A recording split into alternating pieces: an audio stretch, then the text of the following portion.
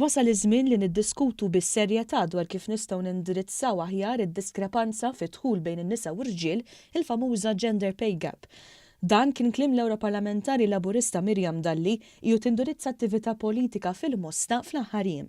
Dr. Dalli spjegat kif skont statistika reċenti mill-Eurostat f'pajjiżna għandna gender pay gap ta' 11%, jiġifieri li n-nisa jitħallsu 11% inqas mill-irġiel.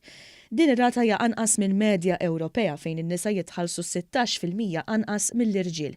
Iżda xorta hemm bżonn li tiġi indirizzata din id-diskrepanza biex nassiguraw li l-bniet tagħna la jikbu jkollhom ċans jitħallsu daqs l-irġiel.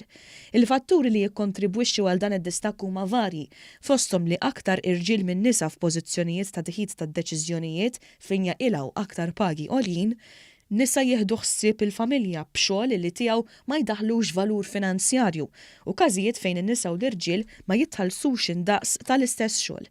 Dr. Dalli jinnotat li l-Moviment Laburista ħadem bis-saħħa għall-ugwaljanza matul is-snin, inkluż l-ugwaljanza bejn in-nisa u l-irġiel u għalhekk għandu l-kredenzjali biex jindirizza l-kwistjoni tal-gender pay gap f'pajjiżna stess.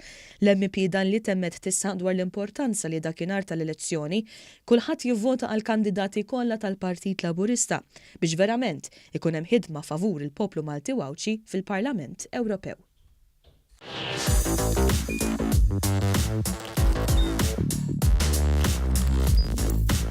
Idħol fuq one.com.mt u hemmhekk tista' tara l-programmi kollha li jxandru fuq One permezz ta' One Play.